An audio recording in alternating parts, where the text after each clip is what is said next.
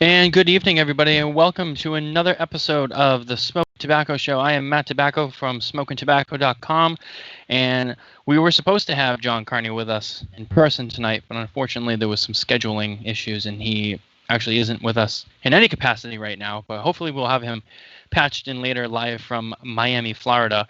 But we do have a special guest with us tonight. We have Glynn Loope from the Cigar Rights of America.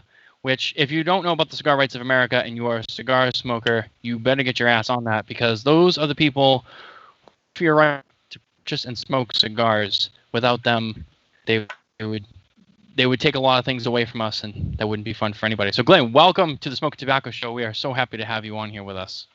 Matt, thanks for having me. Obviously, any friend of John Carney's is a friend of mine.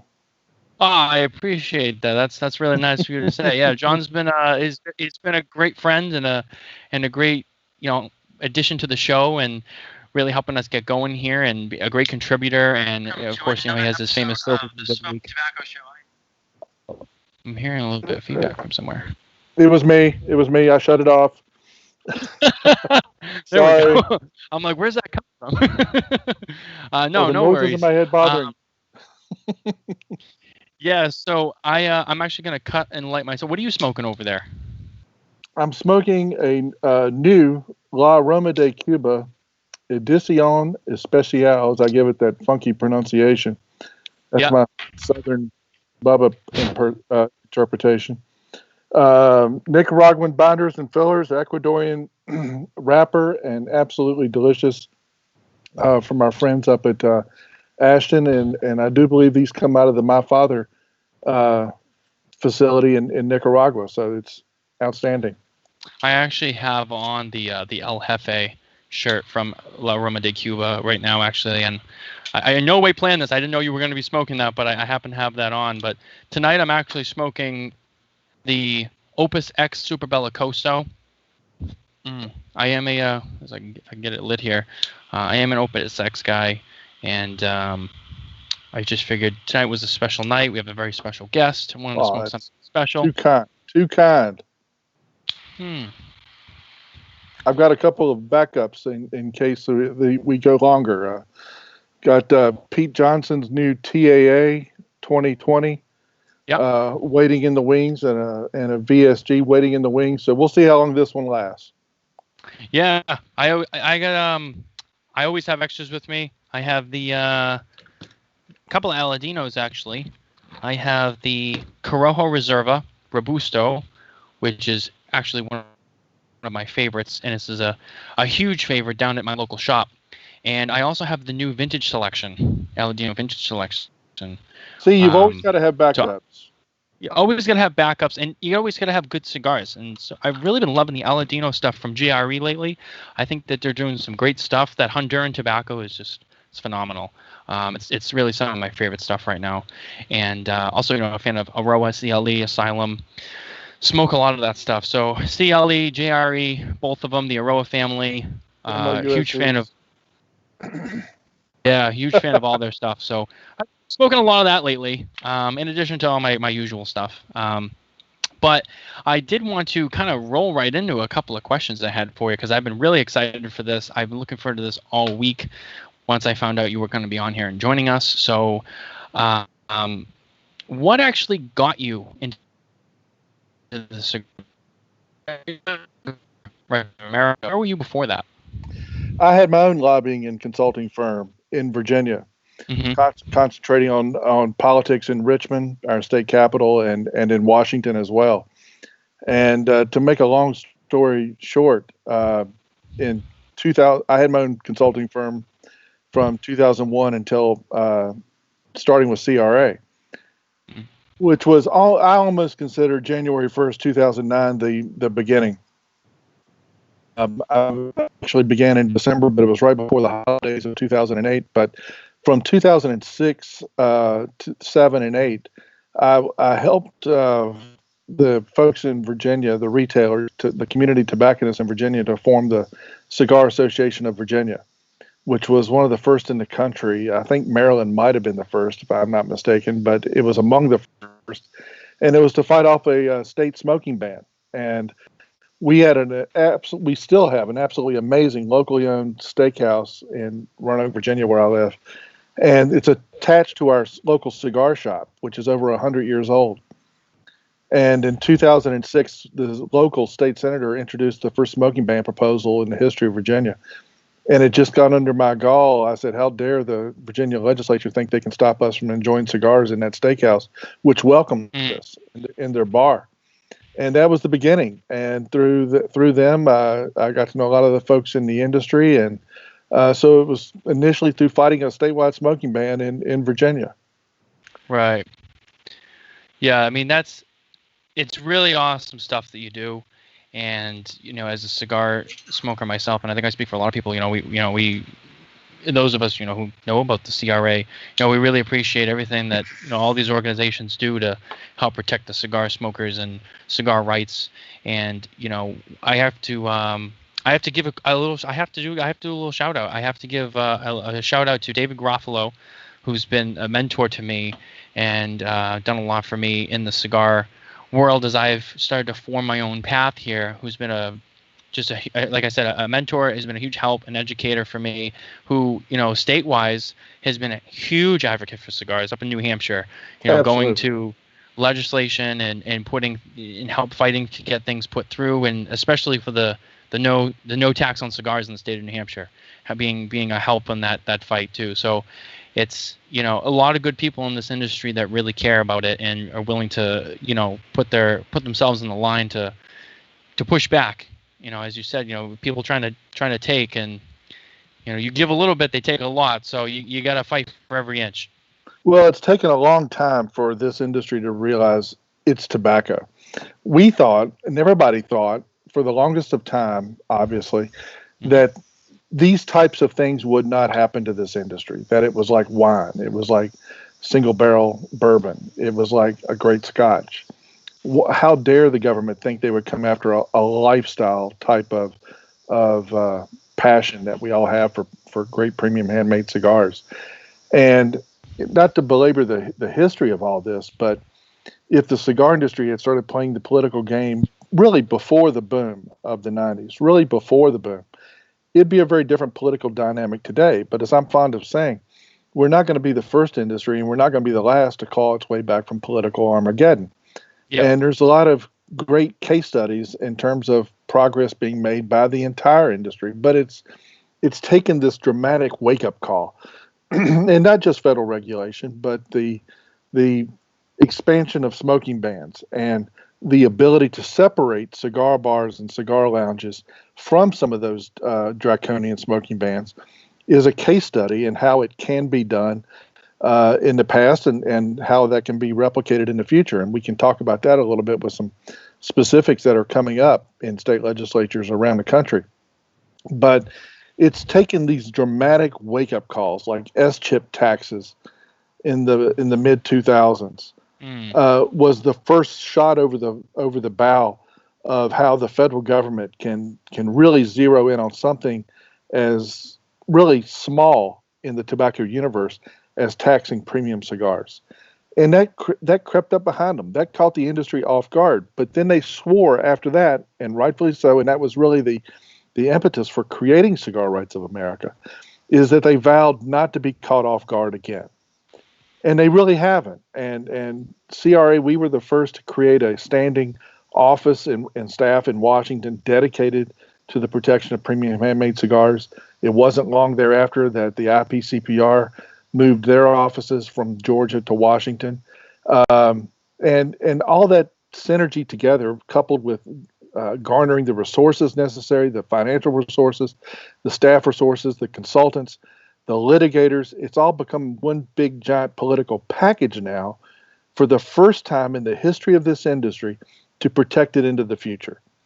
And I think we've now got a record, and I mean the industry, not CRA, a partnership between CRA, PCA, the manufacturers, the retailers, and the consumers have shown really over the course of some real serious growing pains over the last decade, literally decade, of what can be done. And I think we've got the building blocks now to take that well into the future. Yeah, you mentioned IPCPR, is now known as the PCA, the Premium Cigar Association. Yep. There's other organizations out there too who started to really put themselves together, move to Washington. The PCA, a lot of people know about the PCA trade show, the IPCPR trade show. A lot of people don't realize that trade show, as much as it is a business tool for everyone in the industry, for retailers and manufacturers to meet and do business together, it's a great way for everyone to kind of contribute and raise money to support and fund everything that goes on in the background of the industry. Well, I was asked by the guys at Dojo. I'm sorry to interrupt. No, it's okay. Go ahead. I was asked by the guys over at Cigar Dojo one time, I think it was during the last trade show, to find out how much of the funds raised at the trade show go towards protecting the industry. And the answer is 100%. I mean, really, literally 100%. And I don't know what their numbers are as to what the show actually generates. I've got some idea, but regardless, it's a 7-digit proposition, and that's a lot of money in this industry. And hopefully we can talk about this a little bit later, but we've got to build up this industry. We got to take it to another level in thinking in this regard. And by that, I mean, it's got to be about more than buying and selling cigars. It's got to become more than just the commerce of cigars, if you will. A lot of other industries and trade groups and special interest groups come together because of education, because of the exchange of ideas, because of learning from each other, because of the camaraderie. We have to create that type of spirit in the cigar industry so that people view coming to Vegas as more than just, cutting a check to stock the shelves. Is so much more going on in the industry than that. And it's like I told the guys in Virginia in 2006, politics is now in your job description. And you couple that with the regulatory landscape, what's going on to fight, how you fight, whether it's a city hall or a state capitol or helping with the effort in Washington, there's value, well worth the dues to a PCA and a CRA, value in just coming together to have that type of exchange of information. And with that, I'll shut up. I'm sorry. No. Hey, this is all good stuff. You don't apologize. I'm loving this, and for everyone watching, we hope that this could be good for some of you. Maybe you don't know much about actually what goes on. This could be very educational for them. But I think one thing that a lot of consumers don't really realize or know about is the substantial equivalence deadline that obviously has begun to shock the industry. Now, before the coronavirus pandemic, there was a deadline of, I don't remember the specific date, but it was in May, and now it's been moved to September, the beginning of September. So right. I know there's been a little bit of hubbub about that this week. Can you tell us a little update on how that's going and how the CRA has gone to bat, for everyone? Well, it's absolutely a team effort with the PCA and the CAA, the Cigar Association of America. It's a partnership on the court front to get that rolled back, but not just rolled back in terms of a date. Yes, it's a looming threat, but let's back up just a little bit. You refer to the May date. The pandemic hits. The president calls a national emergency. Rules and regulations across the board are being rolled back in the spirit of not harming the economy, of getting rid of barriers to economic growth and economic stability. And we are caught up into that mess. Well, the Secretary of Health and Human Services and the FDA Commissioner clearly had the latitude and the authority to change that date. But no, they didn't do that. They really compelled the courts to tell them to do it, which is ridiculous, that the industry had to spend tens of thousands of dollars to send our litigators to court in the Court of Appeals in Richmond in the Fourth Circuit, the implications that it had and the relationship that had with the Judge Grimm decision in Maryland. It was insane, ridiculous, and insulting that this industry had to go to court to get that date changed when it was clearly in the authority to do so because of the pandemic. Flash forward a little bit now. As you mentioned, we were in court this week. I will say the litigators were in court with a video conference with the judge yesterday. And we jointly listened to that exchange between the Justice Department counsel for the FDA, our litigation counsel, and Judge Maida in D.C. Circuit Court. And to summarize it as simplistically as I can, being the non-lawyer that I am, it was about 50% the particulars of how the FDA violated the Administrative Procedures Act, how they have not issued sound guidance on what's expected of the manufacturing community to comply, and that's the biggest chunk of the puzzle. And then about half of it spent on the flaws in the SE process as a whole and how it should not apply to premium handmade cigars. We're not creating a trillion cigarettes that all have the same chemical composition and the same manufacturing process. It's 1/10 of 1% with everything made by hand. The variances that come from creating an all-natural product that's purely agricultural in nature, where the only ingredients are tobacco, water, and sunshine. And getting that point across to the FDA as to how there cannot be and it should not be a process of really applying 51,000 SKUs worth of applications to an agency because of their obsession with nicotine, because of their thinking that every one of these represents a pack of cigarettes. And I'm not being dramatic by saying that. They believe that. They really literally, I'm reaching over here, want to apply the same regulatory standard for this, to have a little bit of show and tell. And that's the way they think. And it's getting that point across to the bureaucracy as well as to the courts is the challenge in front of us. And we work in partnership with the other two trade associations on the litigation front. And meanwhile, diligently, the PCA and the CRA have worked through our advocates and our channels with the Trump administration, imploring them for regulatory relief. And there's, I feel good about where that is going. It's certainly not for a lack of effort. We are communicating with over 6 executive branch agencies on any given week.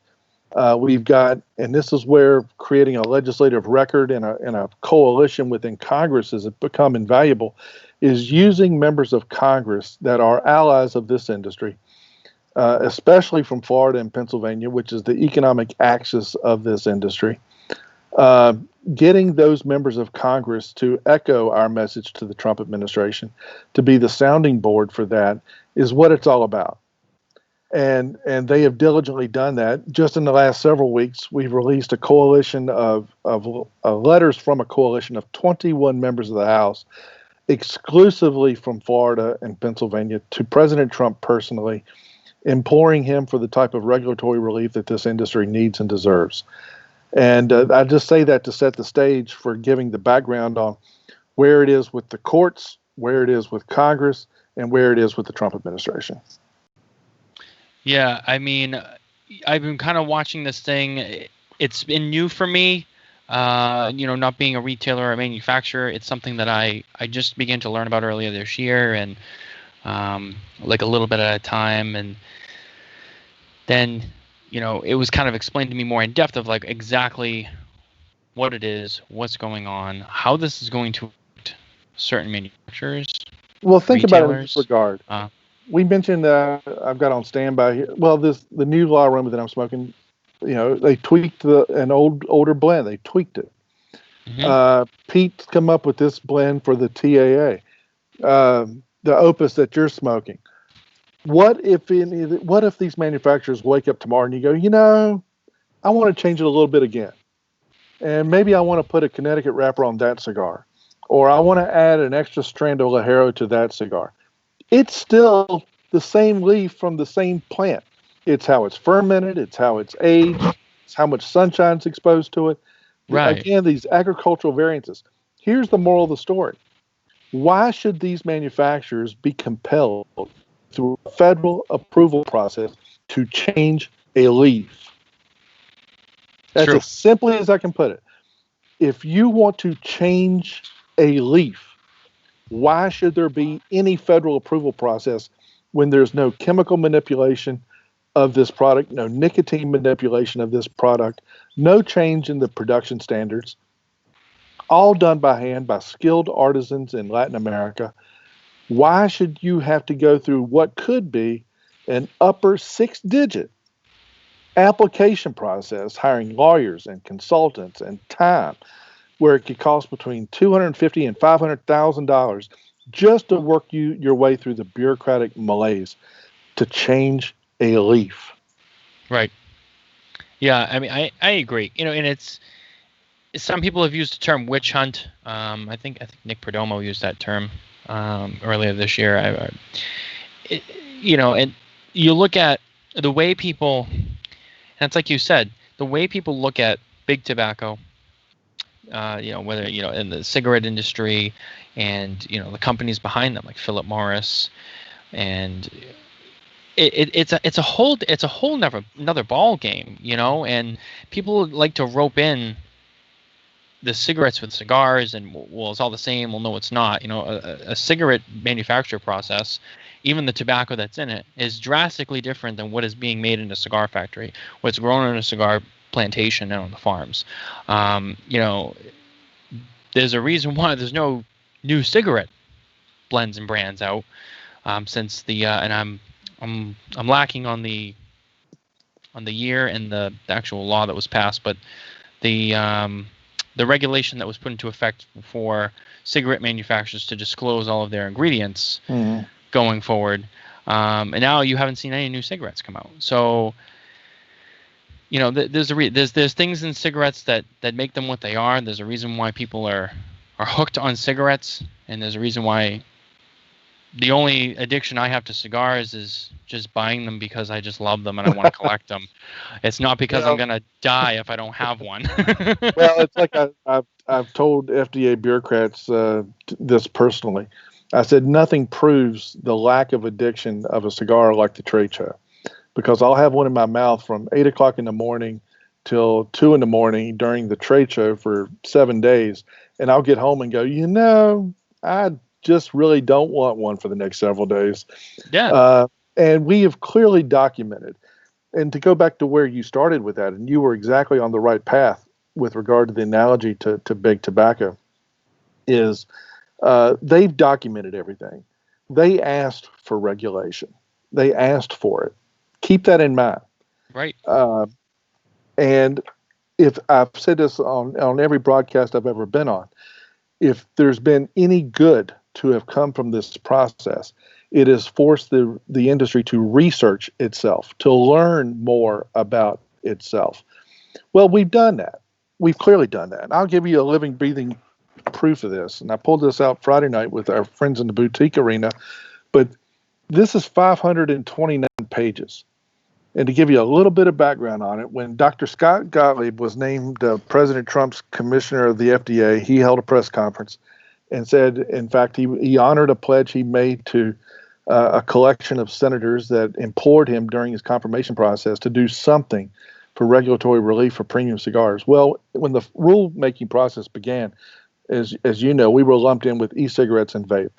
Mm-hmm. And he reopened the comment period for quote unquote new information. Well, this was new information, that much, 529 pages. And it included analysis from the New England Journal of Medicine, from the American Medical Association, from the Centers for Disease Control. It included a demographic analysis. It included an analysis of patterns of usage. And what that clearly demonstrated, and by the way, it was filed July 25th, 2018, and the agency hasn't responded to it, is that we don't have the impact, and we documented this during the final rule, but we had to go through the process again. We've documented the lack of adverse public health consequences. We've documented the lack of inhalation, addiction, and mortality implications associated with other tobacco products. All of that's in front of them. The demographic patterns, they're obsessed with the youth access issue. Well, we don't have it. This study clearly demonstrated person has a cigar normally at age 27, first cigarette at 16. Our demographic is 30 to 65 for Pete's sake. It's people that know what they want. They want a quiet moment to enjoy a cigar, either alone or with friends. Average cigar smoker that considers them a cigar smoker, no more than a couple a month. a month. I mean, there's not, you and I and a few others are an anomaly to this. Yeah. And maybe we skew the statistics a little bit. But like you and I both said, I mean, you get to that point where you go, I really don't need one today. And when it's 40, below zero, I don't have this compulsion to go outside and sneak in a cigar. It's a lifestyle. It's a celebratory enjoyment. It's a choice. It's an adult choice by discerning adults. And the statistics and the analysis clearly demonstrate this. And we've told the agency this. But they're obsessed with this one-size-fits-all approach to regulation because that's what makes it easy for the bureaucracy. Yeah, I mean, I remember it was about a year ago. I was watching the Cigar Authority show, and they were talking about they do their prediction show every year, but they make their predictions for the industry, or it might have been a different show, but I remember them talking about Altria, who is a big tobacco company, and who owns Nat Sherman, and when they bought Nat Sherman, they wanted it for the cigarette line, but they also got into the premium cigar line. And it was, they talked about on that show how it was just so bad to have a big tobacco company in the premium cigar realm / division, and just having them involved in that was not good for our industry. Would you say that that's true? And is there any other evidence that you have against that for other companies who were involved? And obviously, there's other bigger companies, big tobacco companies involved in the premium cigar industry that you guys have dealt with.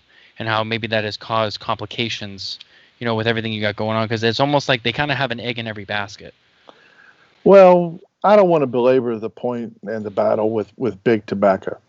It's something that we have to be cognizant of, but really most of those battles are hopefully most of those battles are behind us.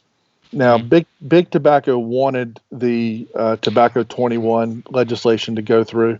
It was a very emotional issue within the industry, but the demographic data clearly substantiated that the below 21 demographic isn't, quote unquote, the heart and soul of the consumer community for the premium handmade cigar industry.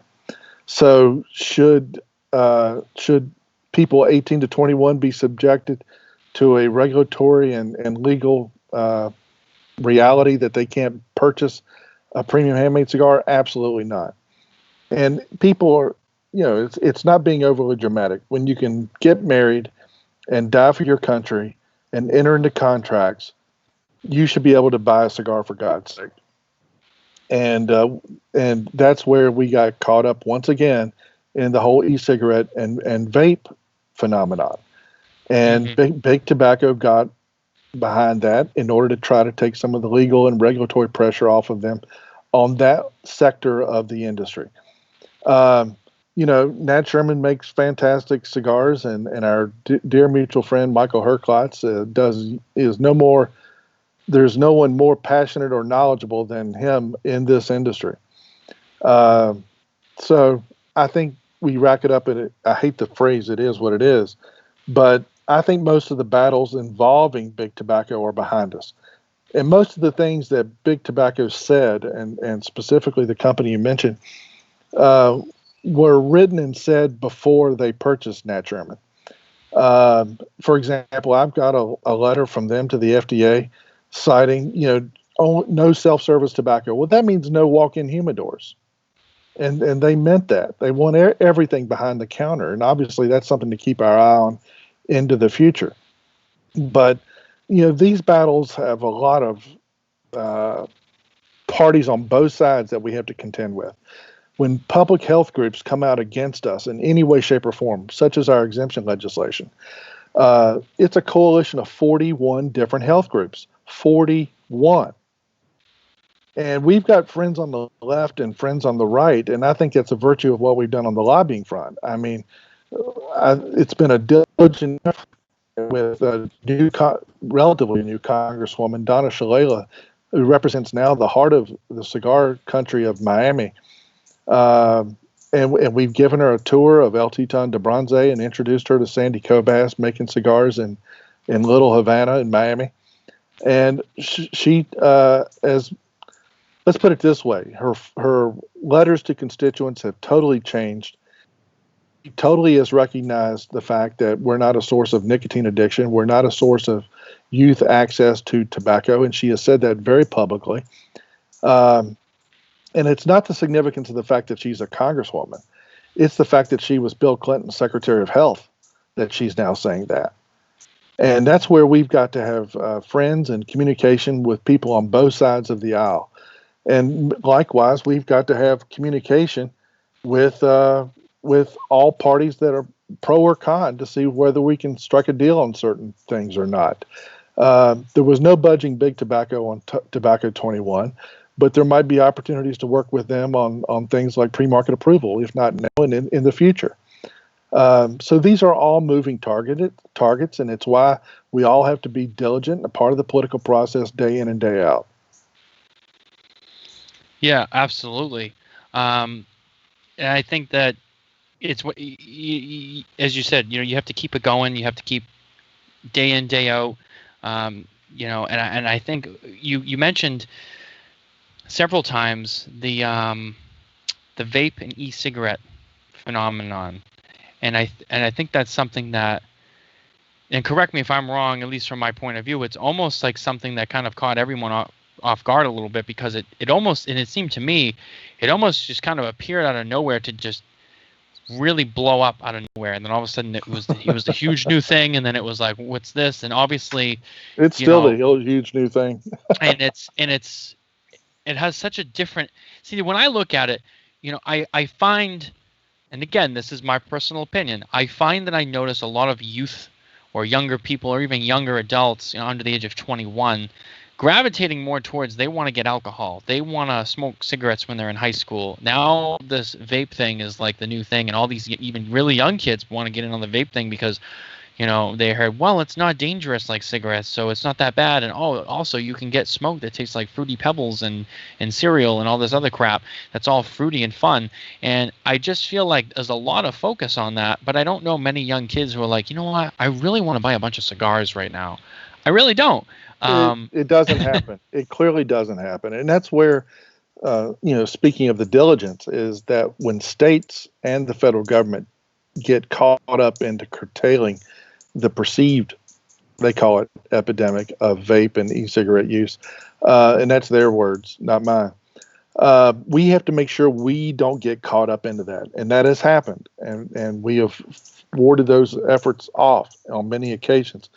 But as these states start attacking vape and e-cigarettes on the OTP tax front at the state level, and as the federal government and the Congress, especially chambers like the House that are currently passing legislation, let's just say is left of center, to put it mildly, we have to make sure that premium handmade cigars don't get swept up into that. And there's some good examples of where that message has gotten across. It goes back to the diligence of grassroots efforts and retailer outreach and manufacturer outreach to elected officials to make sure that they get the message that we are in fact different, and that the only reason we are swept up into the whole federal regulatory mess in the first place is because we are an unintended consequence of tobacco regulation as a whole. Congress never told them to regulate cigars, never told them. There was an established deeming process to bring them under their domain, and they began threatening that, really almost 12 months after they were given the authority to regulate cigarettes and smokeless. But once again, we just have to monitor constantly to make sure we're not another unintended consequence of other legislation when the target is clearly vape and e-cigarettes and other types of products, mass market products. Right now, there's a serious piece of legislation in California that is written so broadly that premium handmade cigars could be brought into it. And there's a diligent effort by everybody involved, specifically the PCA and the CRA, to make sure that that doesn't happen. But it's attacking flavors. Well, it's written so broadly that a cigar periodical that says this cigar has notes of caramel is all of a sudden it could be called a characterizing flavored cigar. That's ridiculous. Right. It's really a freedom of speech argument. When you have a Merlot and you say I'm getting a note of raisin, it doesn't mean there's raisins in it. Exactly. I mean, it's and that's the analogy I would draw. And we have to make sure that we're not caught up in that type of a legislative program, and that is really a true threat both in Washington and the state capitals. Now, Glynn, we actually, not to really go off topic, but we have opened up to questions for our viewers. We have a question that's a little off topic, and I think I'm gonna answer it first, and then if you have a reply, feel free to follow in right after me. Okay. But we have from Mike Tarfs, what's ahead for the cigar industry? COVID shutdowns, will they affect supply in your opinion? Also, cigar smokers may be feeling a money crunch. Do you see sales slowing and prices dropping? Well, yeah, I mean, there are some factories that were shut down. Some of them have shut down again.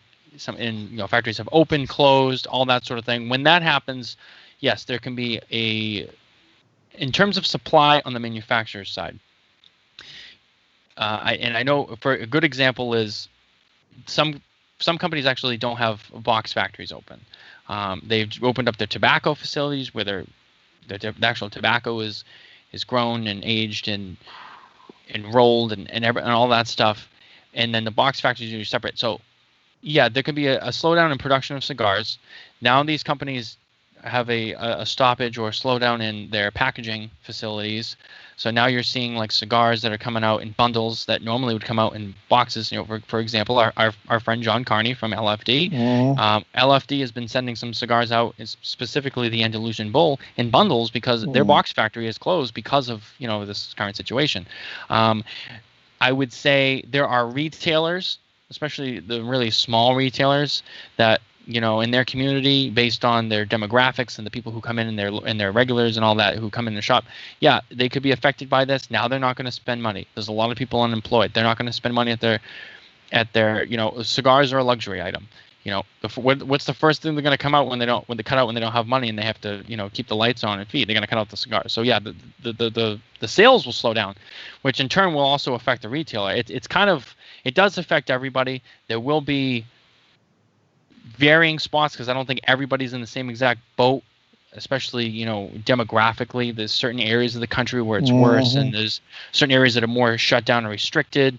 Up here in the Northeast, it's gotten better. We're a little bit more open now versus other parts of the country that are shutting down again and they're more restrictive. And then you have other countries like the Dominican, Nicaragua, Honduras, where a lot of these cigars are made, where they come from. They have their own battles that they're dealing with this, which has affected all their production and all of that. So, the trade shows didn't happen. The trade shows is a huge time for people to do business and buy from manufacturers, and that didn't happen. So manufacturers are now trying to do these. They all have their own little thing, but they're all trying to do these little traveling sales seminars and meetings and things around the country to just try to interact with their customers and clients. Now, it helps, but I don't think it's the same. Plus, even if they do that, a lot of these retailers have seen a huge profit loss, so they're still going to be hesitant to purchase from these manufacturers. But that's kind of where we are right now. And Glynn, I'm sure you have some insight on this as well. Well, it dovetails with what you said, and to get to some of the specifics of the question, I haven't heard of price reductions. I haven't heard any press accounts of that happening.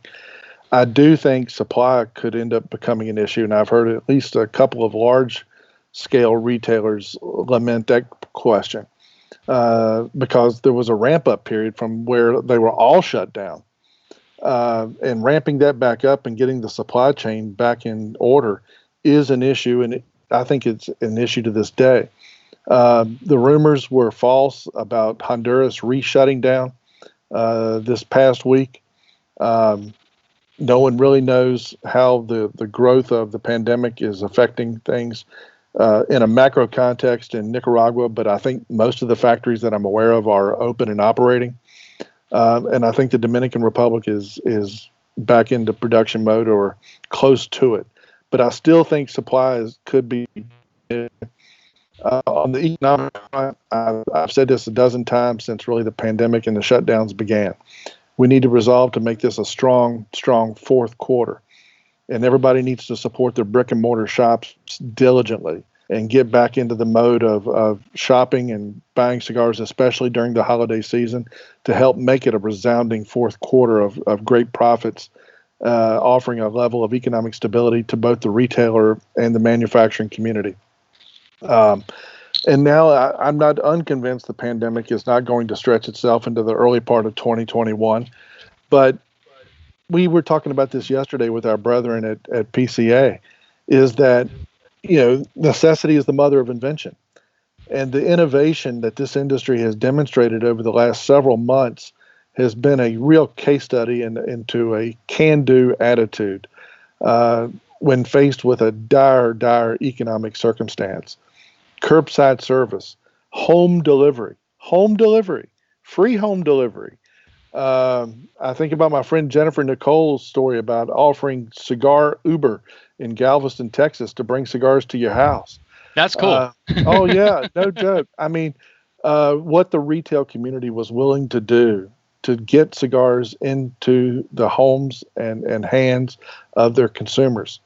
The growth of e-commerce with the brick and mortar sector has been a case study in innovation. And I bring up my friends up at Route 7 Cigars in Northern Virginia. If I heard this story correctly, and they can correct me if I'm wrong, but I think I've got the gist of this, is that they didn't have a website presence to buy.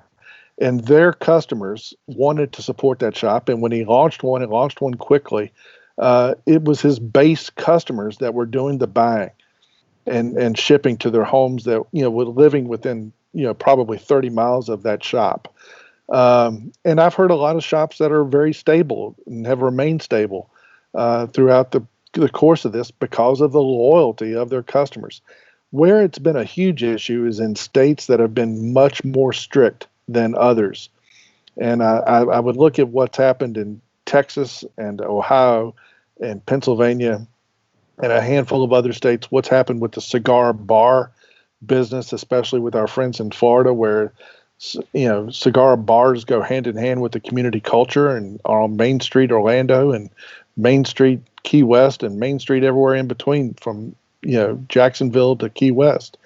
The cigar bars there have suffered dramatically because of, the mandatory shutdown of bars and how that's affected cigar lounges.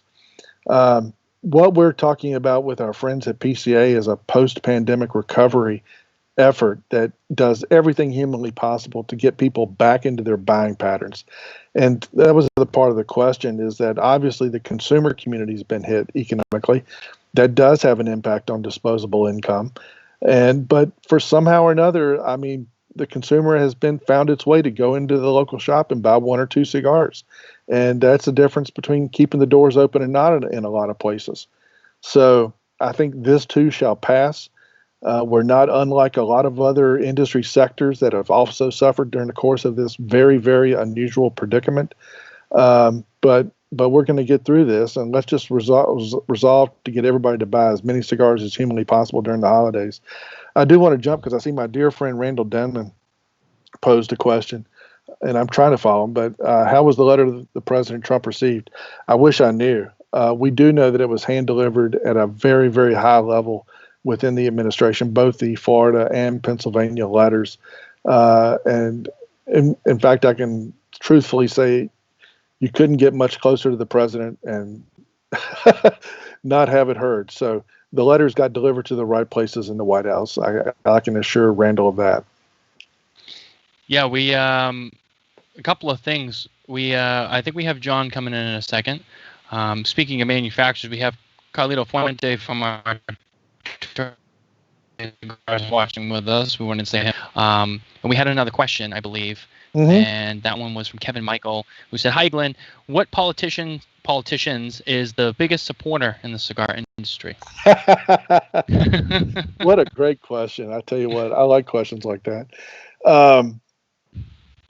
There's probably no more public, unapologetic cigar smoker in the United States Congress than Congressman Tom Cole of Oklahoma.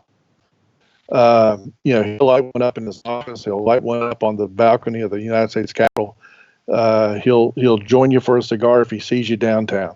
I mean, Cole is a diligent advocate, and there was a great picture that when former Speaker Boehner allowed smoking again on the Speaker's balcony of the Capitol, he was the first one out there, and Politico newsletter took a great picture of Congressman Cole lighting up a giant cigar with the flame going up about this high, and putting that up on the front page of the local political newsletter.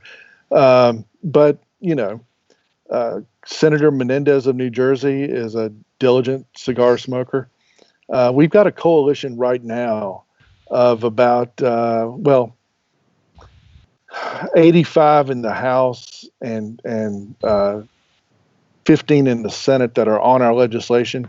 There's a lot of closet cigar smokers in that group.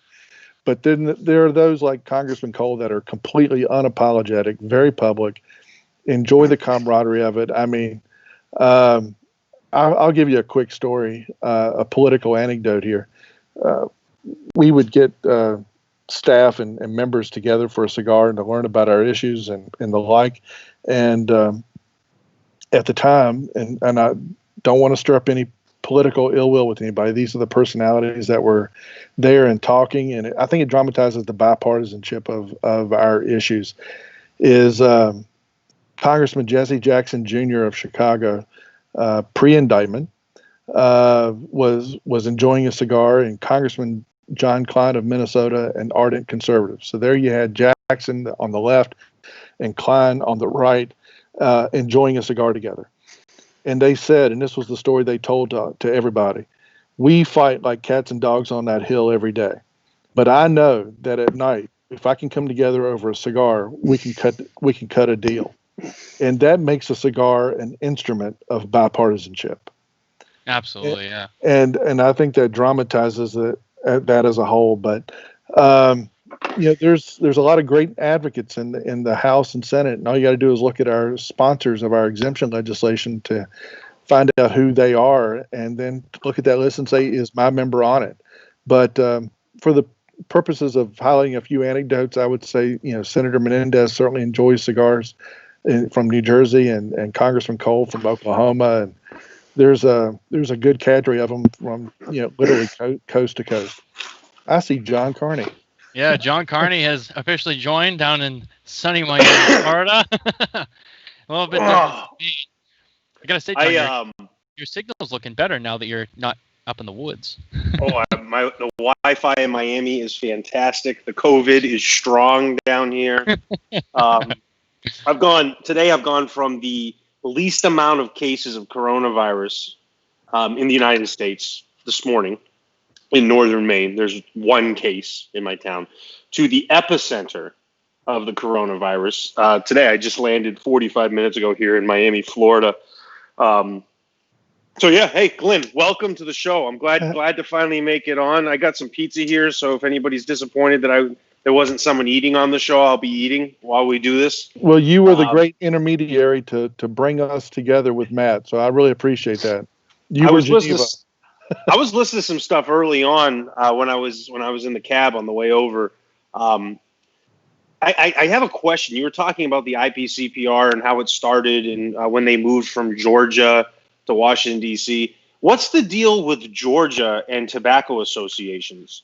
Because you have the Tobacconists Association of America was there, and then you have the IPCPR, which were two of the major, or really the two major groups other than the CAA, I would say. What's the deal with Georgia? I think you can rack it up to personal decisions. I don't think there's a real compelling professional reason to be in Georgia. I'll give you a hot take. I think we can take most of the challenges in the premium cigar industry and knock it up to personal decisions. not to name names or anything. You come on the show and you just start stirring stuff up. That's you just start stirring stuff up. But it's ancient history now. But the first director that I dealt with the RTDA. This is my third name change, and my dear friend Scott Pierce is the fourth director during my tenure at CRA, and so Joe Rowe was a resident of Georgia or something, and that's the reason they based the organization down there. But, at the time, it could have been anywhere. I think, the pandemic's proven you can be anywhere. There are certain things that compel us to be in Washington, and you got to have a standing presence there. Our office and the PCA office is less than 5 blocks from the Altria offices, political offices. It's just, it's the proverbial, if you're not at the table, you're on the menu in Washington thing. But a lot's changed since RTDA and IPCPR were based in Georgia, and they made the right decision by getting out, and there ain't no going back. So I got to get a cigar. So this is the first time I've been back to Miami since March 6th or 7th. So I wasn't quite sure what I was walking into. The services in my condo have been all eliminated, maids and things coming in and out, whatever. So my place has been locked down for 4.5 months. And to my surprise, it's actually in pretty damn good shape. It's clean. There's no mold. There's not a bunch of dishes hanging all over the place. I left it in great shape, apparently, when I left. So it was a pleasant surprise. But the first thing I'm going to do is light up a cigar and piss off all my neighbors. So I think that's where we start. Well, I just hope that Big Smoke meets Whiskey Fest happens in South Florida on Halloween, on October 31st. Yeah, that would be great. Happens, if that happens, that'll be our really first public coming out of the year virtually, except I take that back. Thank God Great Smoke happened. Oh, look at Carney. Great Smoke was able to I hear somebody might be in the crowd. We have El Humo de Papo. Smoking Opus tonight, Carlito. Super Belly. El Humo de Papo. Oh, sorry, El Papo del Humo. My bad. Whiskey Fest, I guess, is a big one. I don't know, Glynn. We're in an interesting stage right now because there are a lot of vendors that manufacturers are working with retailers that are trying to do some of these events, and it seems going to be very challenging to get a lot of these things done. For example, coming up in New Hampshire in September is the 36th anniversary, 36, I think, of Two Guys. And that's a 500-person sellout of venue, which will be very interesting. And then there's some other events coming up. And, the ones that I'm seeing the most success with right now, I think in terms of retailers executing them, has been golf outings. It's controlled social distancing, but it's been very challenging. So I don't know what your take is on that. Well, hopefully, like I said, hopefully Big Smoke meets Whiskey Fest will happen on October 31st. Hopefully Big Smoke Vegas will happen in November. Cigar Fest in Pennsylvania is still on, according to what I've seen so far this fall. All we can do is hope that stays a reality. I think some shops are starting some limited types of events where they're letting smaller numbers of people come into their shops for buying opportunities from cigar reps. I think it's happening on a very limited basis, just really in the last 30 days. And again, it's kind of like the regulations on who could open and who could not. I think it depends on what part of the country you're in. So this shows you guys how long I've been gone for. The only cigars I have in here are the LFD Special Football Edition. So the last time I was here for an extended period of time, it was the Super Bowl. Oh, that's right. Yeah, it was. It's like a time capsule. Like everything in here is like a time capsule right now. And opening the door, it was like coming. It was like I pressed pause for 4.5 months, and then all of a sudden the play button got pressed. Yeah, I was very interested to see what it would be like when you finally returned home after all this time. I'm sure you're gonna have to go through your refrigerator as well. I'm sure you have a bunch of some old stuff in there that's rotting away for some time. The biggest challenge is the biggest challenge for me is going to be mail, going through my mail. So I just went through that. But so what were you guys talking about before we jump? I do have a special soap review, but I don't think we need to do that tonight. I just kind of want to sit back and relax with you guys for a little bit. I don't know, Glynn, if Matt had talked to you about the much anticipated soap reviews that I do. No, I have not heard about that. Yeah, so John started when he was traveling from Miami to Maine back in March when this all began. As he traveled through several different airports, he started to document his experiences in the bathroom, washing his hands in all the different soaps and how they felt and the fragrances on them. And it was kind of like a joke, but we found it funny enough that we incorporated it into our show. So he's been getting a different soap every week and using it and telling us his honest opinion on how well he believes that soap performs. And he gives it an official rating, and it kind of ties into cigars in the way that, I don't know, it helps you wash up before you smoke, helps you wash up that smoky smell afterwards. You get that clean feeling, and so I mean that's really all we're running on. But yeah, I'm that's deeply worried about you guys. Yeah, well, and if y'all get a contract for a soap reality show, I'm going to be really upset. I think it would be John. I'm telling you, I've seen people get paid for much crazier things. Exactly. So I'm thinking soap there's got to be some relevance to it. At least we have to be cleanly. Yeah. So I had a special soap that I was going to do today, but we'll reserve that for another show. I will give a little teaser on it. I picked up Paul Mitchell Tea Tree, the tea tree oil, Paul Mitchell Tea Tree Body Bar today. So I got my hair cut so I could be back to normal for when I'm down here in Miami. I had to not look like a woodsman. So when I got the haircut, I got the Tea Tree Body Bar, and Tea Tree has a lot of great topical feel to it. So that'll be a really interesting soap to discuss in the next couple weeks. Glenn's like, what has happened to this show? I'm beyond concerned. Yeah. What are you guys smoking tonight? You got Opus going. What do you got smoking tonight, Glenn? The new La Roma de Cuba, Edición Especial. The new blend of the La Roma de Cuba from our friend. I actually think I have one of those, Glenn. I think I have one of those. I bought a bunch of those I bought a bunch of Ashton and La Roma de Cubas a few weeks ago. There was an event. Shout out to Lauren Ferraro. So I wore the matching hat tonight. I got the El Jefe shirt on. But a lot of pepper on the back of the throat, which I actually enjoy. It's the new version of this. I think I agree with the positioning of it that I've heard is that it's a little bit bolder than the traditional La Roma. Yeah, I still got to smoke that one. I've been excited. They have a bunch of different stuff that I haven't had yet, and so I picked up a bunch of different stuff. But Glenn, because I knew we were going to be on with Carney, I didn't get a chance. I was going to go downtown to my locker and get an Andalusian bull because I knew Mr. Carney was going to be with us tonight, but I couldn't make it out, so I'm sorry.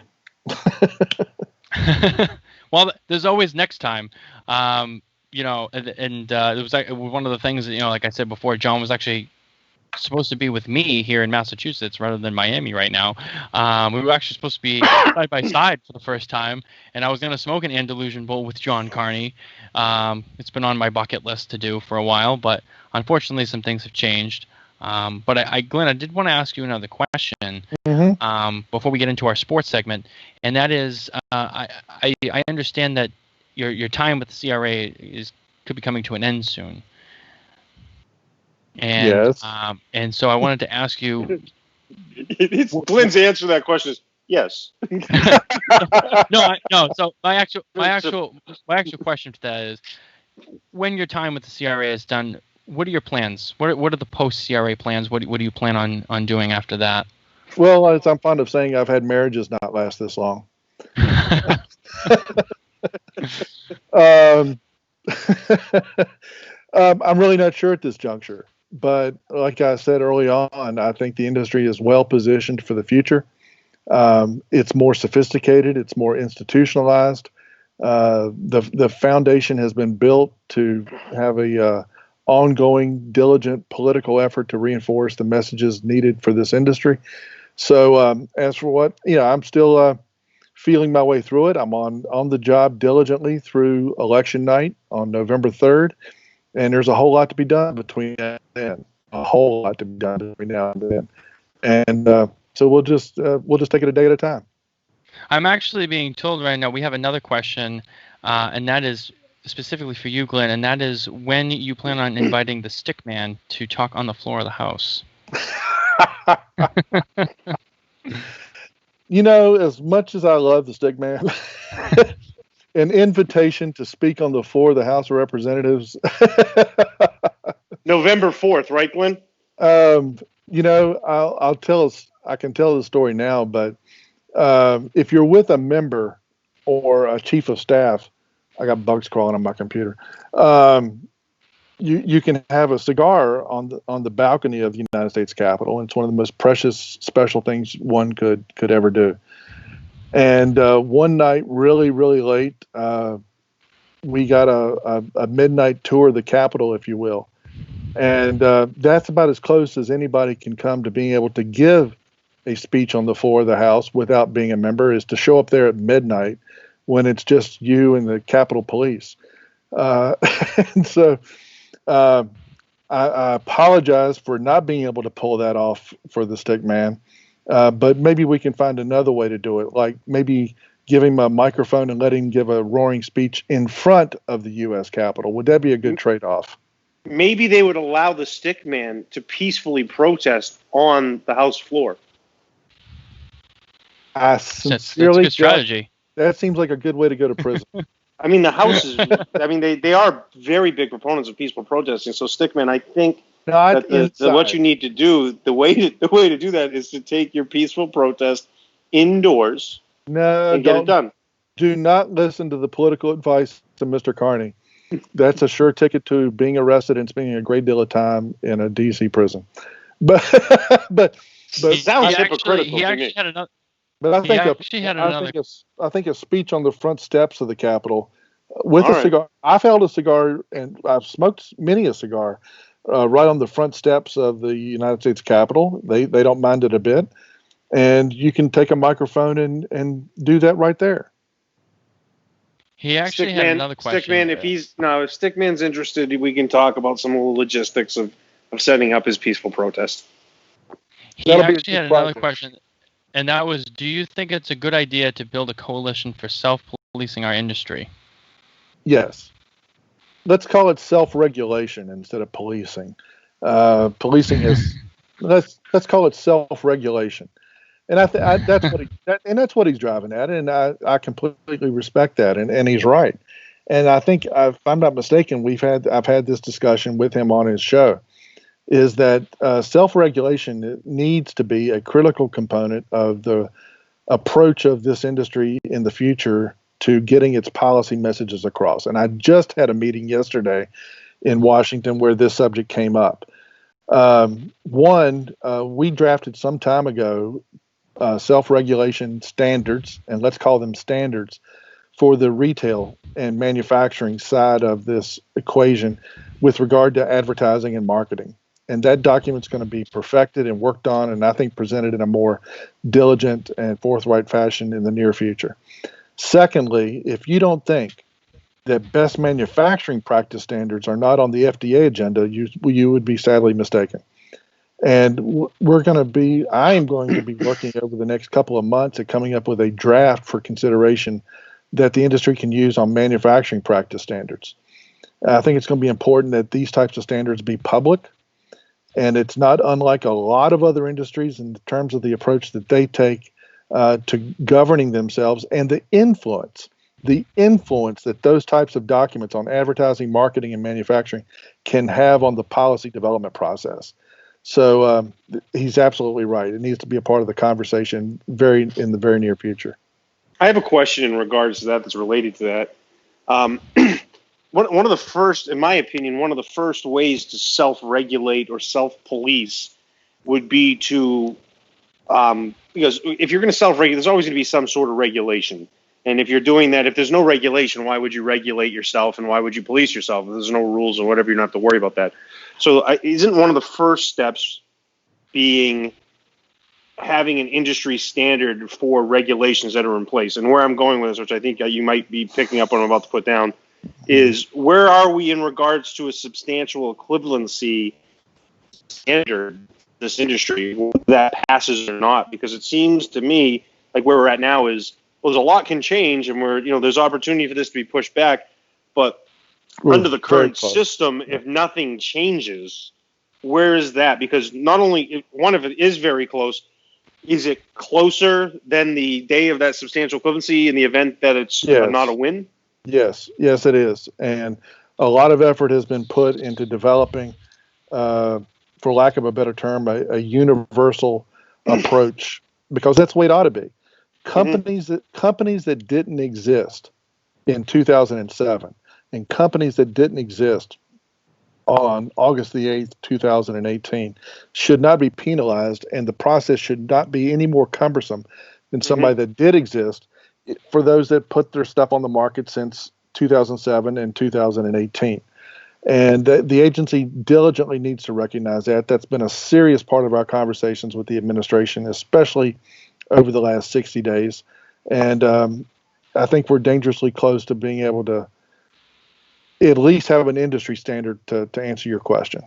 Yeah, because for me, I look at regulations as essentially the rules of the game to be played, unless they outlaw the product. And you can say there's prohibition of cigars or whatever, but in reality, it is still legal. So the big part of self-regulation is being a uniform standard. And the biggest detriment, in my opinion, to self-regulation is having 100 different entities doing things 100 different ways, because then that's extra confusing to the agency that you're trying to say that, hey, we're organized and we can self-regulate, but this is the 700 different ways that we've shown you that this cigar is the same.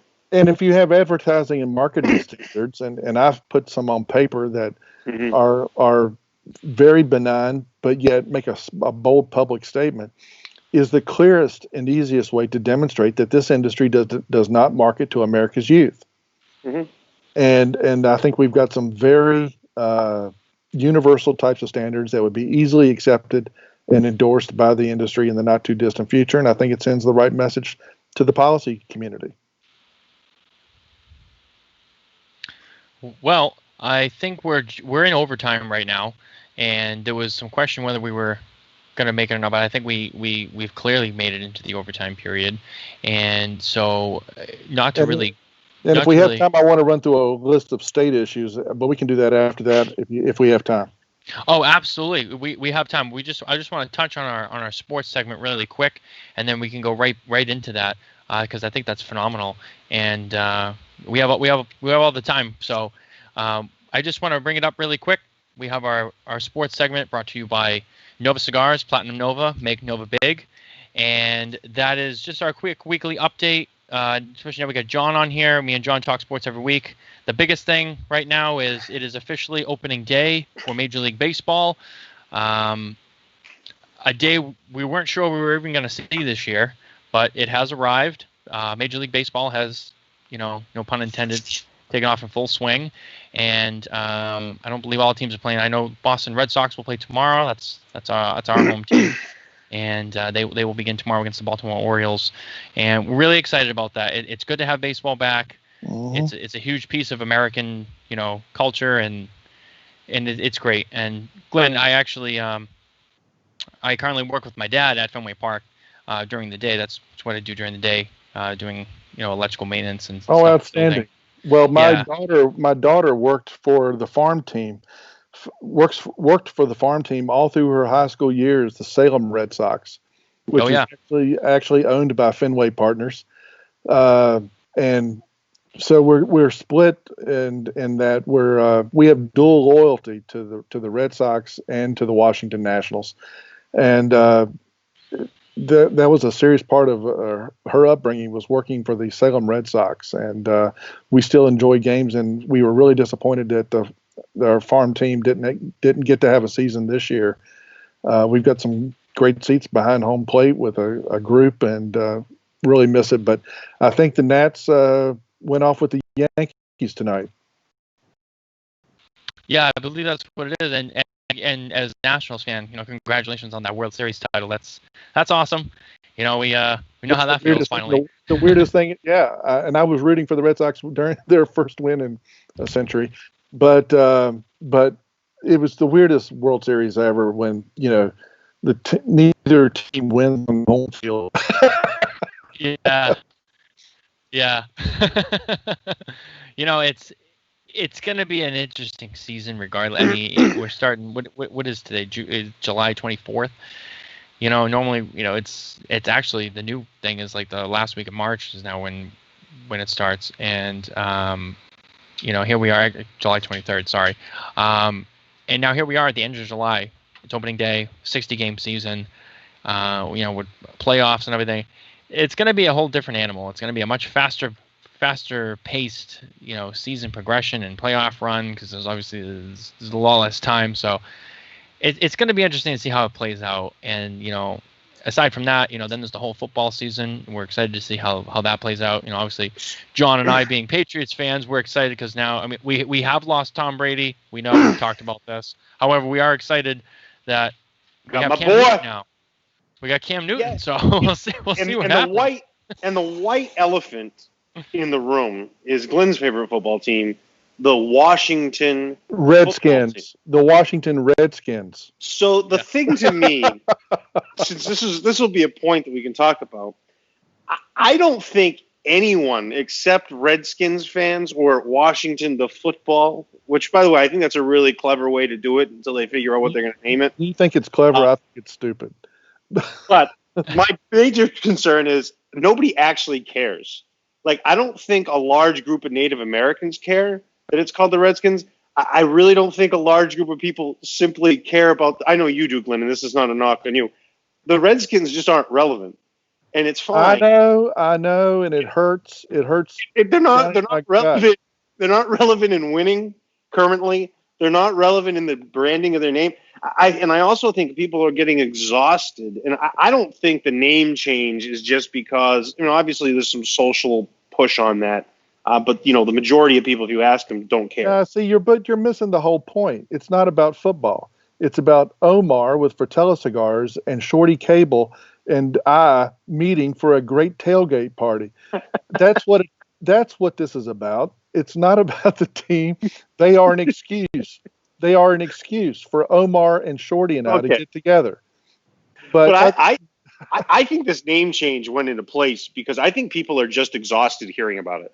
So it was a decision that Dan Snyder is. I think he wanted to tell people to screw off, for sure, because he doesn't care about it either. But I think people are just exhausted about it. Like, I was tired of hearing about the Redskins. I was tired of hearing about the name. I was like, change the name. I just don't care. Good God, who cares? All the money he put into the trademark fight that wasn't that long ago, for Pete's sake. Mm-hmm. But, I was born and bred with the burgundy and gold. And I remember my father dressing me up from head to toe in burgundy and gold to see Chris Hamburger open up a local bank. And when I was knee high to a grasshopper. And, it just hurts. The whole thing is just painful. And I'm just better off if I don't think about it, and I refuse to buy anything else new to replace my burgundy and gold existing closet full of stuff. Do you feel that during your tailgates that you have either, one, been sexually harassed or two, demeaned by any people involved in your tailgate? I think we can truthfully say publicly no. Okay. It's funny. I mean, I'll have to ask the other gentleman involved. I sense some challenging people there, but no, it'll be interesting to see what happens. I said, I think football's the one people are excited about. I don't know, man. Baseball, it's weird, man. It's weird. I know you've been there, Matt, setting stuff up, but I watched. I know they were exhibition games, but I watched. It's just weird. It's weird watching the games. It's weird not having people in the stands. No fans. Even the exhibition games, the way they worked was weird. Like, there was a guy the other day. It might have been the Washington Nationals. He pitched. He gave up 6 runs in the first inning. The umpires ended the first inning with no outs.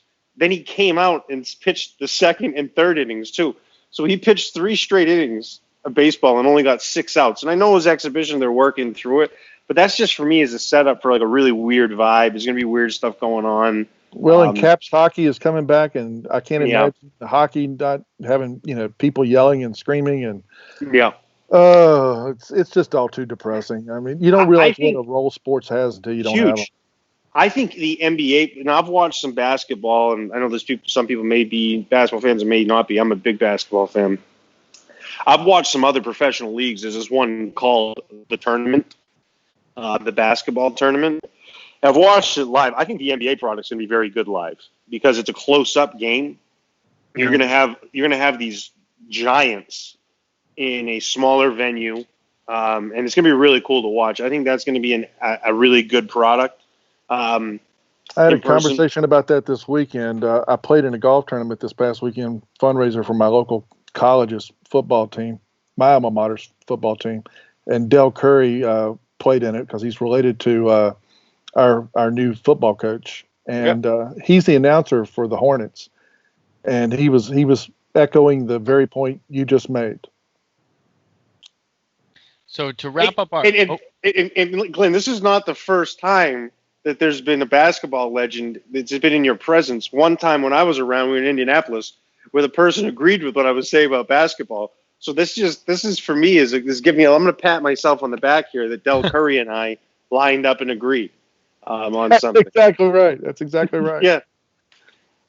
Yeah. So to kind of wrap up our sports segment, I think it's worth mentioning that John and myself will actually be going to NASCAR next weekend up in Loudon, New Hampshire, and we actually really like. My favorite driver is Kyle Busch, who drives for former Redskins head coach, Mr. Coach Gibbs. Yeah. So we'll be excited for that, and we'll be sure to document that online so that you guys can follow along with the shenanigans that I'm sure we'll pull during our tailgate session during that weekend. I guess to end the sports topic, so I'm down here, and I'm going to be down here kind of indefinitely, but I'm going to be planning on flying back up to Boston on Friday night. So I went on to look at flights. A round trip flight Miami to Boston on American Airlines was $33. Oh, that's my insane. God. $33. That's, it wasn't too long ago. People were paying hundreds of dollars for round trip flights, and now here we are. You can go from Boston to Miami and back for $33 on American Airlines. That's, who would have thought? What a time to be alive. What a time to be alive. John, you're gonna get corona tested before you come back up to New England, where it's. Yeah, so I mean, I like to be very transparent. So for my medical records tomorrow, I'll be getting antibodies tests to see if I've had the Rona. I'm kind of hoping I have had the Rona. I was very, very sick in February and early March, so I'm hoping I had it because I'm not going to be rogue with my way. I mean, I've been very careful, and I'll continue to be very careful. But it will definitely change my concern level. And then I will be getting a corona test prior to my flying up, right before flying up. And then when I finally return to the Northeast, which I will again before the end of the summer for a little longer stint, I'll be doing that too. So yeah, like I said, I went from for me, corona testing is going to be a sport. So this is why it's perfect for this segment. I went from the least infected place in the country to the most infected place in the country in less than 8 hours. And corona tests weren't even something I was considering, not a problem, just wear a mask in public. And now I'm going to have 4 in the next 7 days. Well, there's nothing wrong with some precaution. And we're glad to hear that, especially considering I'm actually going to be with you in person. So I don't want to catch anything. Yeah, you're the most comforted by it. I am the most comforted by it because I'm going to be the one who's going to be standing next to you. So, yeah, I'll feel better about that. But, yeah, I know Glynn mentioned that he wanted to talk about some of the state stuff earlier on, and I think this would be a good time to get into that, before we... Well, I just want to run through a laundry list because not everything politically happening in the industry is happening in Washington. Right.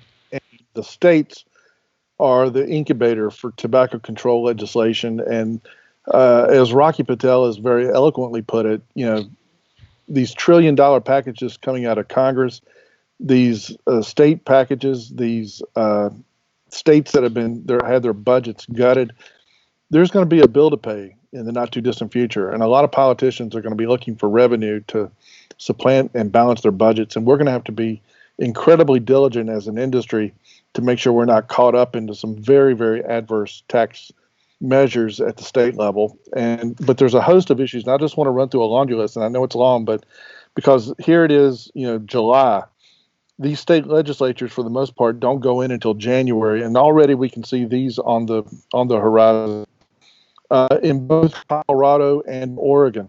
there's going to be public referendums for tax increases, and referendums are a terribly difficult thing to win. It's happened before in Colorado. It's a question of how much effort and the big tobacco is going to put in terms of money. They've spent tens of millions of dollars in the past to beat these types of referendums. The question is, do they have the same fortitude today? But Glynn, Colorado, can you explain real quickly why a referendum is so much more challenging? Like in briefly, because I don't think a lot of people understand that. Well, because there's more non-smokers than smokers, and sin taxes, quote unquote, are an easy target for revenue. So they're going to be looking at alcohol, gaming, and tobacco. Especially, I think alcohol and tobacco taxes as ways to shore up their budgets. That's my gut fear. And in Colorado, it's weird that they, like California, constitutionally, to do a tax increase, they have to go to a referendum. And, it's going to take a grassroots campaign effort to ward it off and make this issue about small business. It's not about tobacco. It's not about smoking. It's about small business. And that's a diligent concern in Colorado and Oregon. As I mentioned early in the show, this flavor bill has got to go away in California because it could dramatically impact the premium business. Nevada tax issues. The Oklahoma comprehensive smoking ban will probably be back. Protecting the Minnesota tax cap will be an issue. Tax issues probably in Maryland and Rhode Island, Nebraska. Everything would be on the table with the Illinois legislature. Institutionalizing the tax cap measure in Michigan. The legislation in both Kentucky and Indiana on nicotine, where employers could fire you for testing positive for nicotine. And cigars are caught up into that legislation specifically. And OTP tax increases will be on the table in West Virginia, trying to rectify the OTP increase in New York and making sure that what was recently failed in Georgia doesn't come back in terms of an OTP increase. That's 17 states that are currently on the radar today, and it's just July. I mean, in Maine, where I just came from, Glynn, is going to have they're going to have a tobacco increase. And they just had one. And they just had one. Yeah, and the reality of it is this like code 46%. Somebody's got to pay for this stuff. And these states on a state level, if the federal government, who's printed trillions of dollars, can't make up for this shortfalls. For example, the state of Maine, the tourism doesn't exist right now. It's hundreds of millions of dollars of tax revenue that's gone. It's going to have to be made up somewhere, especially as some of these races go towards maybe some more big government spending. Not that we're not big government spending now, but the state of Maine's challenge. They're going to have a tax increase in January, hands down, going to happen. Well, the Virginia retailers did an excellent job, even though the increase went up an extra 10% this last legislative session. They did have a study conducted by an independent economist that clearly substantiated that when these states carry out these types of increases, there is a spike in increases in the first year, possibly two. But then they taper off and start to go down because tobacco customers as a whole across the board are diligent at looking for a better price. And whether it's through the internet or surrounding states, through cheaper venues, they will find it. And they end up backfiring on these, especially tobacco increases at the state level. And hopefully demonstrating that to a lot of legislators is going to be a way to help ward off some of this. But it's going to take a diligent grassroots effort of every retailer and consumer in the country being involved in the political process. And PCA and CRA will be working diligently to make those types of communication opportunities available to the consumers. I think everything will be on the table in Massachusetts, New Hampshire. I think it's going to be all hands on deck when these legislatures go back into session in January. They need money, and they're going to find it from somewhere. And they just gave $3 trillion to the people. What's the best way to make them happy? Give them a bunch of money, and then let's all take it from them in taxes. Well, and it's like, Senator McCain used to say about funding S-chip with tobacco taxes. Why do you want to support a government program with a dwindling revenue source? And we have to convince these politicians that it's a declining revenue source, and that specifically are such a small piece of the tobacco puzzle that when you pass an OTP increase that impacts smokeless, which is where the money is, you're also impacting something as small as cigars that has a very small business community behind it that could be hurt the most. And bringing Glynn, that to light is going to be critical. Did you anticipate that legislators would know so little about these things when you got started, or did you feel that they know more than you expected or less than what you expected? Wow, that's a good question. The legislators that are on the money committees are very well versed in what different forms of taxation bring in. Then there are those, and you have to balance those legislators, which know the true economics of these questions, with those legislators that are simply political ideologues. And you've got to fear the political ideologues more than the ones that are on the money committees, because the ideologues don't care. They don't care about a study that says you're going to collect less in 24 months than you did in the first 12 months. The ideologues just say, I'm anti-tobacco, tax them till they bleed. And it's like a member of the Washington State Legislature stood up on the floor of their chamber a couple of years ago, and I talked to our mutual friend Joe Arundel out in Seattle about this. Is the legislator stood up on the floor of the Washington State Legislature and said, "My job is not my mission. My mission is not to collect more money. My mission is to put them out of business." Yeah. And so I think you have to balance the money committee, more attuned economically types of legislators with the ideologues, and that's the real dichotomy there. And that would appear that would be across the board with most any industry. The thing that I'm always surprised about in my limited exposure to these people is how little they recognize of some of these big issues that are actual. It seems like these are big issues, in my opinion, not just because I'm in this industry. These are actual things that can make differences to industries, to small business. Sitting and arguing about the Second Amendment is stupid. Like it's settled. It's the Second Amendment. The last time the Congress, the legislative branch, passed the amendment was in the 70s for a pay raise. So, those aren't issues, but we see them argue about that and talk about that. And the real issues that can make things happen, they don't know about. And you said, or they don't care about because they take one side or another and say, well, hey, it's my job. I'm just anti-smoking, so tax the hell out of them.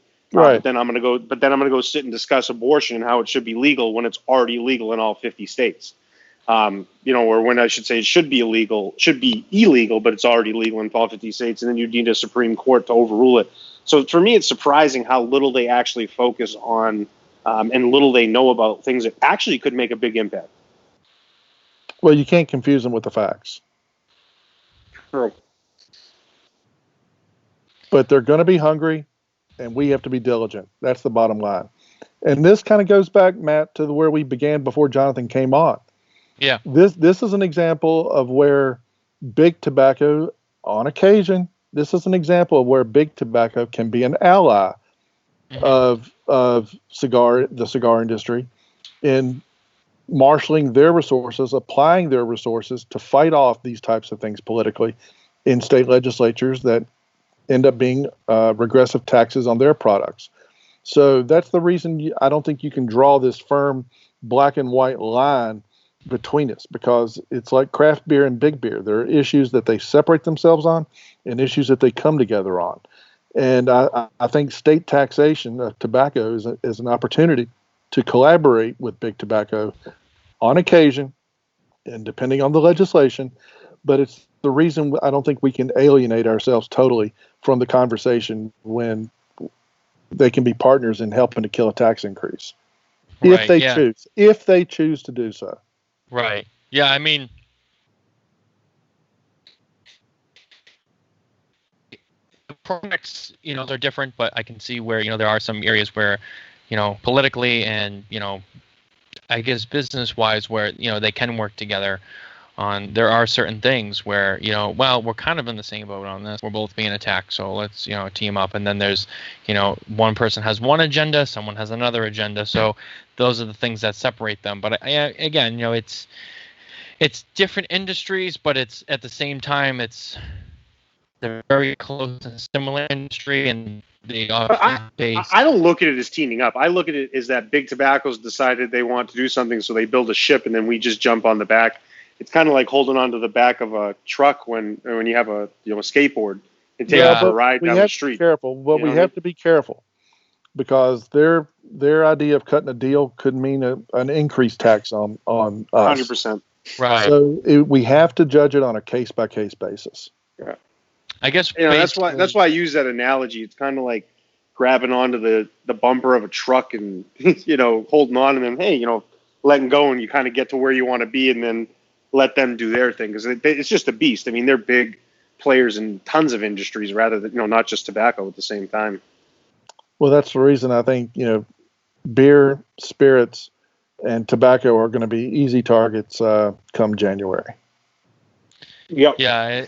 It's unfortunate, but that's just, and again, not to use a phrase that Glynn was using before that he didn't want to say. It's kind of how it is, and unfortunately, that's the way it goes sometimes. Is there's an easy target, and people they put everything into it, and it's how well you fight and how much you come out of it, and what you put in, and who you got on your side, and all that stuff. So. But the retail community is going to have to be engaged. They're going to have to get themselves into these state capitals. They're going to have to be present. They're going to have to let their presence be known. Just like, the examples of Todd Nafa in Oklahoma pulling together a coalition of retailers to fight off a statewide smoking ban in Oklahoma. I could go around the country and provide analogies of where retailers have made a tangible political difference. Yeah. And we're all going to have to be on our toes and executing that type of a game plan in January. Absolutely. That's good stuff, Glynn, on the state level stuff. That's important, and that stuff's soon. You know what I mean? We're like, that's coming. That's going to be here before they know it, because they're already planning for it now. Well, that was the very topic I was meeting in Washington about yesterday, and there's going to be some training opportunities for retailers. There's going to be some boilerplate types of methods that we can use to educate the retail community and manufacturers that exist in these states. I mean, Texas is getting to be a very cumbersome state to do business in, no matter what, and it's taking a little turn to the purple side of the equation, if you will. And they've been lucky to ward off things in the past, like statewide smoking bans and the like. But the Texas coalition is going to have to include, there's a lot of brand owners and a lot of manufacturers that are headquartered and based in Texas. And it's going to take a grand coalition to fight these types of things off. And I'd throw them up just as one analogy. Well, guys, unfortunately, we're running out of time, and we've come to the end of our show here. And before we wrap up, though, I'm going to throw it over to John, and I'm going to throw it over to Glynn. Do you guys have anything that you want to throw in here right at the end before we wrap up the show? John, you want to go first? Yeah. I'll give you the last word. This won't be like the O'Reilly factor either, where I say you get the last word, then I say another last word. I will actually let you have the last word, Glynn. Joel. So back in Miami, in regards to LFD stuff, we've got some new items we're going to be talking about. I've been doing some essentially a virtual press conference or little press tour here in the next couple weeks with some new releases and what's going on with LFD. So that'll be good. It's going to be nice to be back in the office. I'll be doing my first remote episode of Hacking Gourmet on Monday, July 27th. That episode will be at 6 p.m. Because I have a 9-to-5 job now. So I'll be in the office 9 to 5 on Monday. So the show will start at 6 p.m. For anyone that's viewed Hacking Gourmet, you can sign up on our website under a catalog if you're interested in cooking along with us. All the details on that on Hacking Gourmet. This week's episode is called Hack It Like Carney. So this is an opportunity, something new that we're kind of testing out. And I know, Matt, you and your family and girlfriend and whatnot are going to participate in that. So that's going to be awesome. But yeah, Hacking Gourmet on the 27th. And so I'm down here in Miami. So here we are. By the way, I will add one more thing. I haven't been down here for 4 months. I got a beautiful view. I don't know if you guys can see this. Right. That's Miami Beach. So I do have a beautiful view. And I missed it. It's definitely different than Maine. Yeah, it's very different than what I've been doing. my AC is turned on and it's cooling off in here. So I am happy to be back, and it's nice to look out here on this window. However, I am glad I didn't look out this window for 4 straight months, because that view would have got real tiring real fast. Yeah. So, Glynn, we're going to throw it over to you. Any closing comments or anything you want to say on the platform? Since you're smoking an Opus, I'll hold this up as my example, but I just want to leave with the virtue of this industry coming together to fight these fights. This litigation is expensive. PCA and CRA are now into a $6 million commitment on this, but it has saved the industry over $100 million in repackaging costs. I want to give a living example of what could happen if we lose these types of battles. Here's one of Carlito's really, truly elegant boxes. This is exactly what would have happened if we lose these types of fights. This is the type of warning label and the size warning label that would have to be on it if we lose. And look how that just destroys the packaging. I hope this show and tell moment dramatizes to your listeners and watchers what this type of fight means. Destroying the culture and the skilled artisanship that goes into both the marketing, the packaging, the presentation of these products. There's a policy measure here that can seriously hurt and destroy the very heart and soul of this industry. And it has come together and made a resounding commitment, and a handful of manufacturers have done it. It needs to be a universal responsibility of this industry to fight these fights in the courts and in Congress and within the administration. We don't know what's going to happen on November the 3rd, and this is where I want to leave things off. We don't know what's going to happen on November the 3rd. I was holding Larry Sabato's Electoral College prediction map in 2016, and he had every swing state going to Secretary Clinton. And I was watching the television at 4:15 in the morning when Donald Trump was, declared the president-elect, and nobody would have believed it.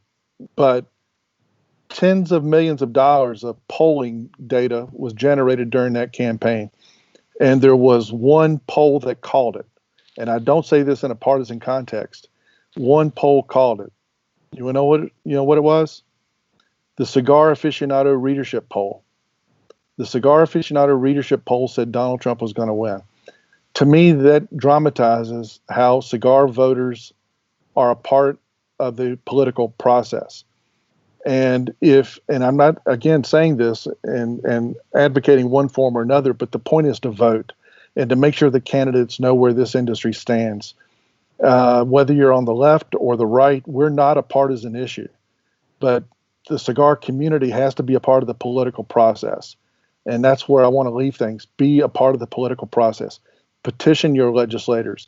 Call them, email them, go visit them, invite them to your cigar clubs and cigar lounges. Engage with them as never before, because the future of this industry depends upon it. Beautifully said. Absolutely. And also for everyone, you can head to smokeandtobacco.com.